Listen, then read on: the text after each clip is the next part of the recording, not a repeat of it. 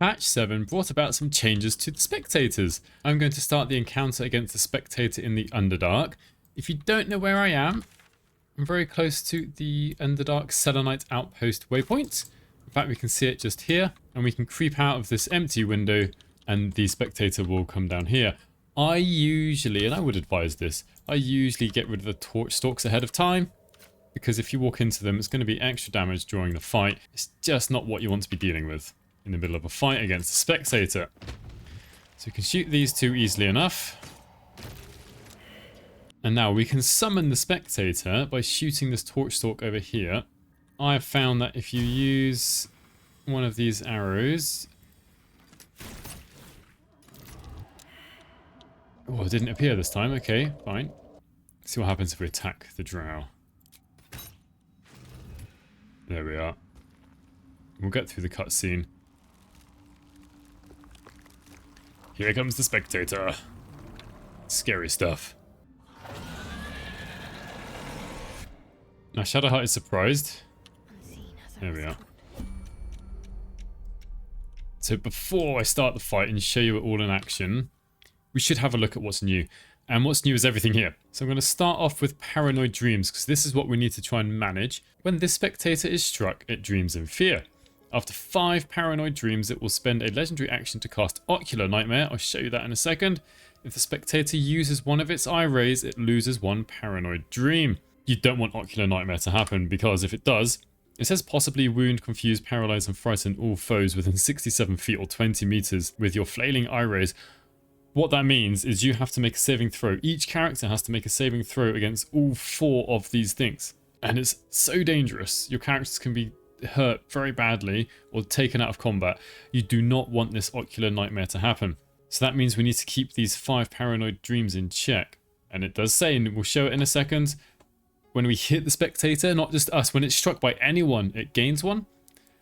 But if it uses one of its eye rays, it loses 1. Now, what's this Panic Sentinel? This paranoid, I can't say this. This This paranoid Spectator will immediately fire a random eye ray at any creature it can see that moves within 20 feet of it. So when you get close to it, it will fire an eye ray. And it is better to defend against 1 eye ray, a single character against 1 eye ray, than everyone defend against all of them. So let's start this. And what will happen is during the fight, the Spectator will depetrify, unpetrify the petrified drow here, who, if you damage them, kind of become neutral but will attack the Spectator, which means he will gain more Paranoid Dreams. Ooh, critical hit. There we are. On the first attack, because I hit the Spectator, who's now surprised, 1 Paranoid Dream. I am level 5 here. I really wouldn't advise this fight at level 4 in honor mode.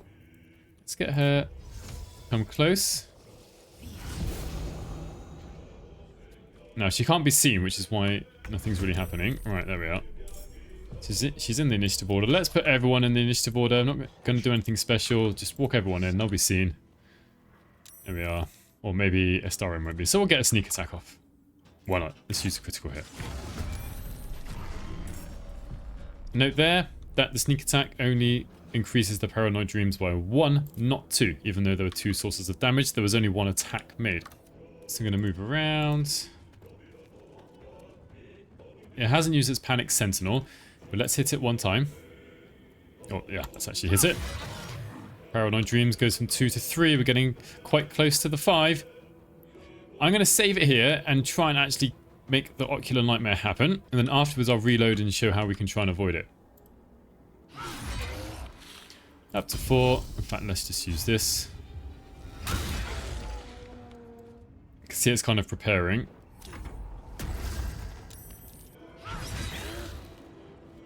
Okay.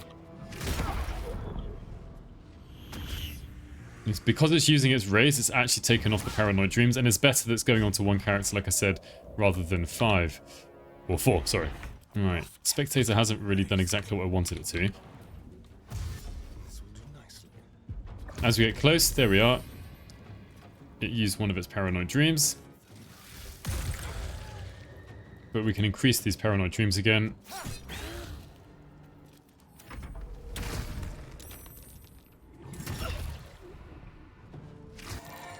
I believe this turn I'll be able to get it to use its Ocular Nightmare.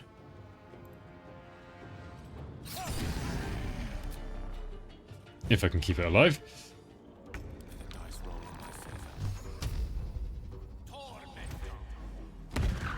Magic Missile is not something you should use. It's now got 5 Paranoid Dreams. It will be able to use its Ocular Nightmare.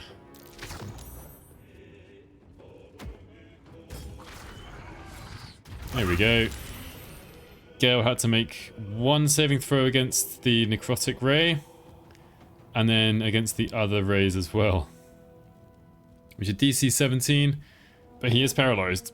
Which, well, sucks for Gale, to be honest. Spectator might just die on its turn from burning.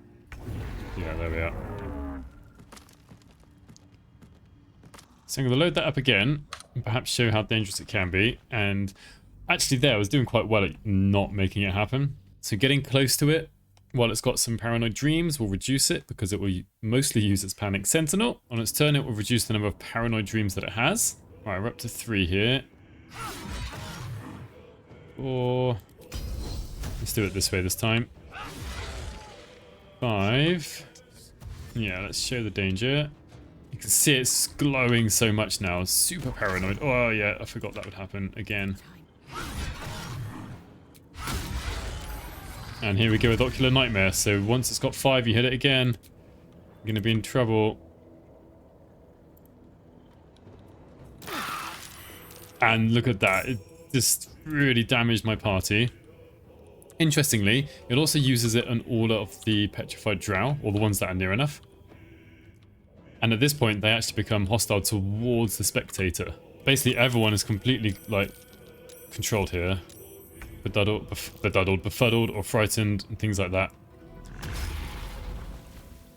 It's quite likely, though, that it's going to die on its next turn.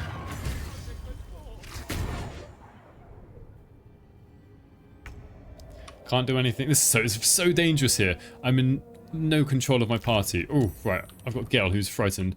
Do not use Magic Missile. That's a bad choice. I wonder if I can put it to sleep. What are saving throws? Yeah, +2 to dexterity. If I'm close enough.